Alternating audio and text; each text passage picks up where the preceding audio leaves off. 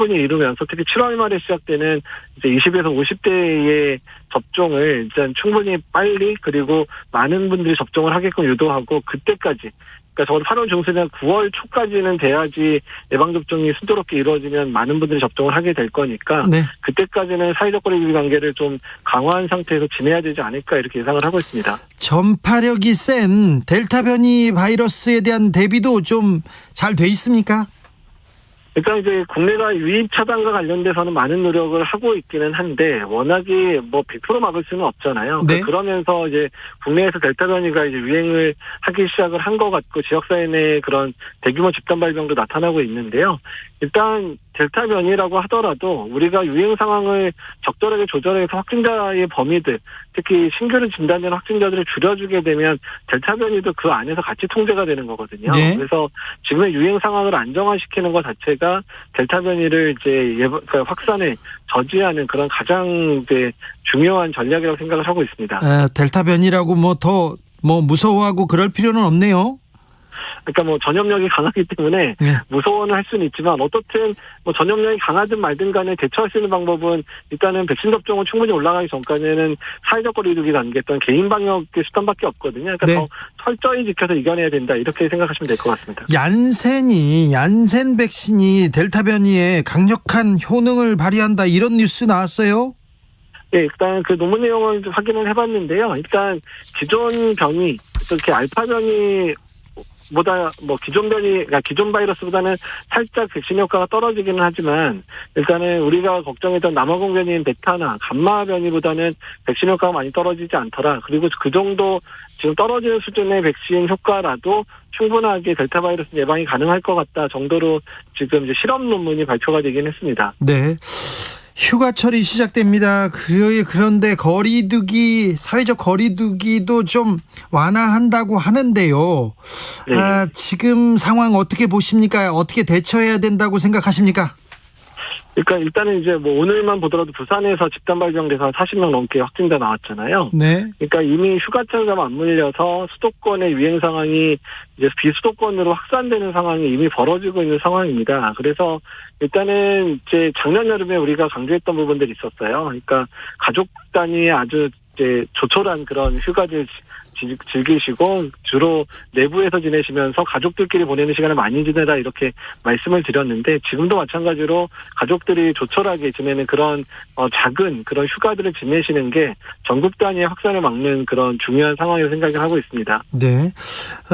또 확진자가 많이 나오고 있는데 새로운 거리두기 체계 만들어야 됩니까? 격상해야 된다고 생각하십니까? 일단 지금 이제 그 비수도권은 이미 새로운 거리두기 단계로 넘어갔는데 수도권이 확진자 많으면서 유예를 시켜놓은 상황이거든요. 예. 근데 이거 자체가 되게 혼동을 줄 수 있고 예측 불가능하게 만들고 있기 때문에 새로운 거리두기를 이제 시행을 하되 일단은 지금의 상황에 맞게 단계를 이제 조정하는 방식으로 일단은 수도권은 지금 상황이면 3단계로 시작을 해야 되는 거거든요. 네. 어쨌든 그렇게 접근하는 것도 나쁘진 않다고 생각을 하고 있습니다. 3단계 격상은 어떻게 고민해야 됩니까? 일단 지역 이제 이번에 새로운 개편안의 특징 자체가 지자체별로 단계를 결정할 수 있도록 이제 이야기가 된 상황이고요. 네. 그러니까 서울 같은 경우는 이제 하루에 확진자가 200명 내외 이상이 되면 3단계 조건에 합당한데 지금 계속 300명 넘고 있거든요. 예. 그다음에 경기도도 230명, 250명인가 그런데 지금 인천을 빼놓고는 수도권은 다 3단계 기준에 맞는 상황으로 넘어가고 있기 때문에 일단 지금 상황에서 수도권은 3단계로 올리고 시작하는 게 어떨까 생각이 들고 타 비수도권 지역 같은 경우는 유행 상황에 따라서 탄력적으로 단계를 조정하게 하는 게 어떨까 이렇게 생각을 하고 있습니다. 중증 환자에 대한 대비는 잘 되고 있죠. 사망률도 조금 계속 낮은 상태를 유지하고 있는데요. 예, 그렇습니다. 요양병원 접종이 맞춰졌고, 60세 이상의 접종들이 이제 어느 정도 이루어지면서 사망자는 많이 줄어든 상황이고요. 그다음에 아직까지 중환자실 같은 경우에는 많이 축소를 안 하고 계속 그 3차 유행 때만큼 유지를 하고 있거든요. 근데 일부 이제 의료기관들이 운영의 문제 때문에 지금 중환자실을 줄이고 있기는 한데, 일단 지금의 유행 상황이 안정화될 때까지 중증 환자를 위한 치료 시설들은 어느 정도 유지를 하면서 한 7월, 8월, 9월까지는 지내야 될 거라 생각을 하고 있습니다. 백신 접종자는 실외에서 마스크 착용 의무가 완화됐습니다. 이건 괜찮은 방법인가요? 그러니까 사실 실내에서 마스크 벗는 것 자체가 크게 문제를 야기할 거는 아닌데 그 현상 자체는 근데 다만 실내에서 마스크를 벗는다는 게 전반적인 방역 완화, 특히 마스크 착용도 이제 안 해도 되는 거야 이런 그 사람의 심리를 이완시키는 효과는 너무 크다고 생각이 들거든요. 그러니까 그래서 이제 왜 실내에서 마스크를 벗다 보니까 실내에도 마스크를 벗는 분들도 늘어나고 있고 잘 안 지키게 되는 부분들이 있어서 특히 마스크를 벗느냐 마느냐에 대한 부분들은 조금 신중하게 결정했었으면 어땠을까 생각이 자꾸 듭니다. 네. 이한수님께서 코로나 치료제는 언제 나와요? 물어봅니다. 일단 임상연구 중인 약들이 많이 있고요. 최근에는 이제 새로운 기전으로 만든 코로나 치료제의 중간 임상 결과를 보면 상당히 고무적인 결과들이 나온 약들이 있습니다. 그래서 지금 3상 연구만 잘 이루어지고 안전성에 큰 문제만 없다면 올해 말에서 내년 초에는 그래도 조금 괜찮은 약제가 나오지 않을까 이렇게 예상을 하고 있습니다. 장마가 시작되면 코로나 확산세하고는 어떤 영향을 상관관계가 있을까요?